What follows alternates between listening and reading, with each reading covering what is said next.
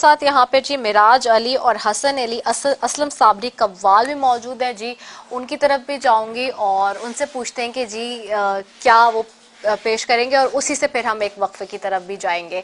सो जी अस्सलाम वालेकुम जी, क्या कलाम है जो आज आप पेश कर रहे हैं? आज हम सरदार की नात पेश करेंगे मोहम्मद के शेर में, जो अभी तक किसी ने पढ़ी नहीं है, पर उसकी बात जैसा आपको। चलिए जी।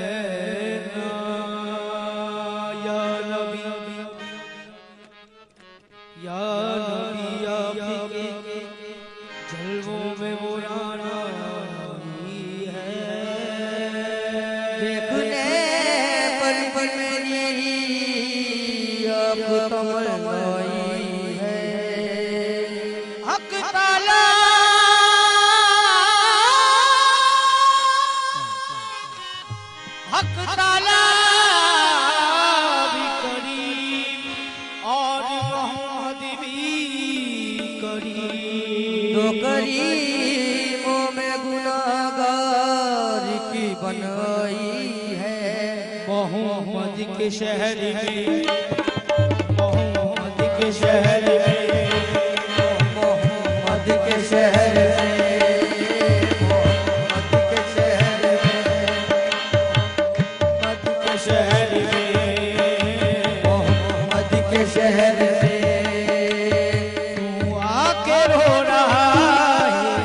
तू आगे रो रहा है मोहम्मद के शहर में, तू आगे रो रहा है मोहम्मद के शहर में, तू आगे रो रहा है मोहम्मद के शहर में, तू आगे रो रहा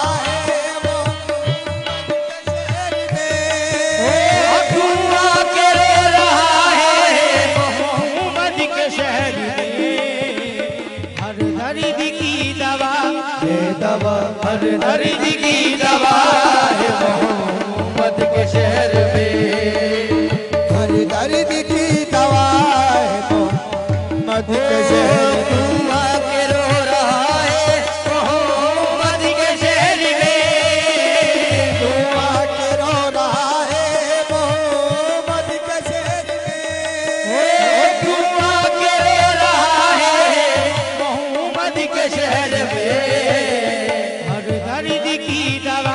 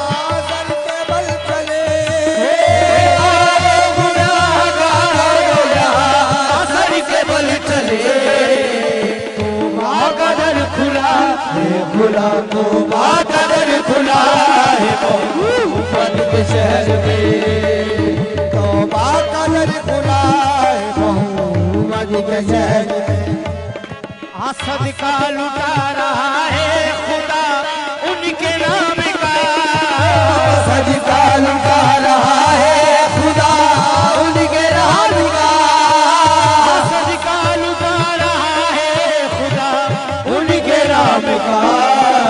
सोना निकल रहा है, सोना निकल रहा है मोहब्बत के शहर में, सोना निकल रहा है मोहब्बत के शहर। सदका लुटा रहा है खुदा उनके नाम का, सदका लुटा रहा है खुदा उनके नाम का, सदका लुटा रहा है खुदा उनके नाम का। सोना निकल रहा है, सोना निकल रहा है मोहब्बत के शहर में।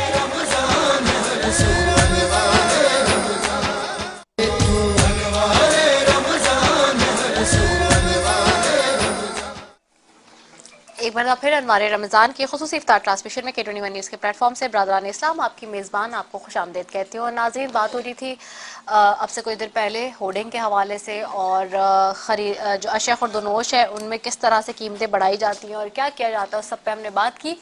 साथ ही हम कससुल अंबिया में बात करें हज़रत यूसुफ अलैहिस्सलाम के किस्से की। और कल मैं जहाँ तक पहुंची थी और मुफ्ती मुईद्दीन साहब भी मेरे साथ कल भी मौजूद थे और आज भी मौजूद हैं और आगे बढ़ूंगी उस वक्त से कि जब हज़रत यूसुफ अलैहिस्सलाम ने सल्तनत मिस्र की बागडोर संभाली और 14 साल की ग़ज़ाई प्लानिंग कर दी। उसके बाद ज़रई ज़मीनों के करीब गल्ला ज़ख़ीरा करने के लिए गोदाम तैयार कराए गए। ये गोदाम अब्राम मिस्र के तर्ज पर बनाए गए थे, एहराम मिस्र के तर्ज से बनाए गए थे, जिनके अंदर रखी हुई अशिया पर मौसमी असरअंदाज नहीं होते थे। 7 साल बारिशें खूब हुई और बेहतरीन फसल हुई। उसके बाद फिर खेतियाँ सूखने लगी, जोहड़ों और तालाबों में जमा शुदा पानी खत्म हो गया। लोगों के पास जमा शुदा ग़ज़ाई इजलास की किल्लत हो गई। मिस्र की सारी जमीन सूख गई और करबल जवार में शदीद कहत पड़ा। उस वक्त हज़रत यूसुफ अलैहिस्सलाम के हुस्न इंतजाम की बदौलत गल्ला वाफिर मिकदार में मौजूद रहा। कनान के बाशिंदे मिस्र आकर सरकारी गोदामों से गल्ला लेकर गए तो याकूब अलैहिस्सलाम ने भी अपने बेटों को मिस्र से गल्ला लाने के लिए भेजा।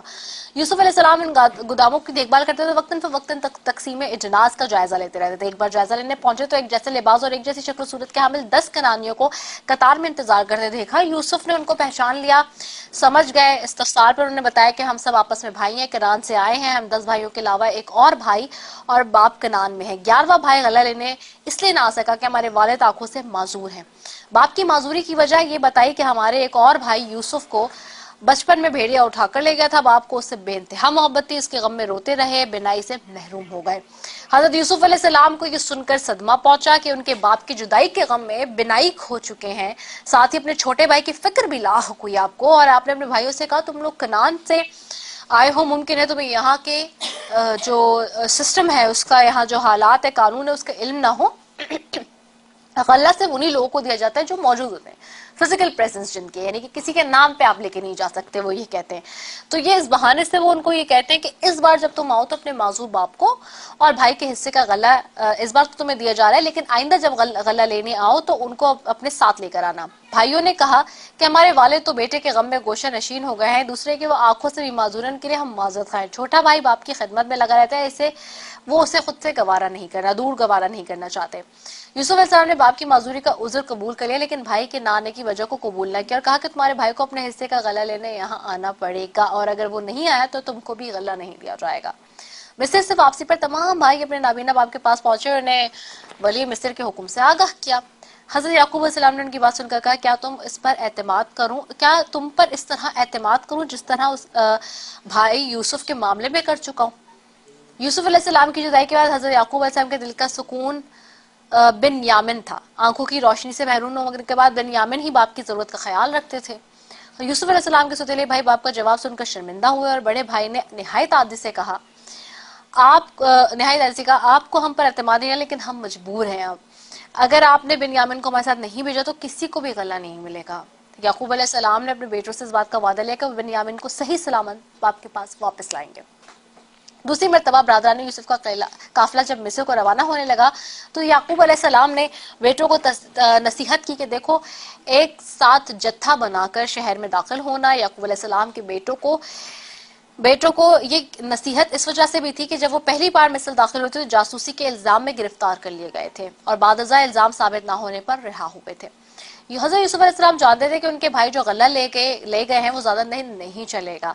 उन्होंने अंदाजा लगा लिया था कि कितनी मुद्दत में भाई दोबारा आएंगे और गला लेने का इसरार करेंगे। भाई के इंतजार में जब वो शहर के बाहर चक्कर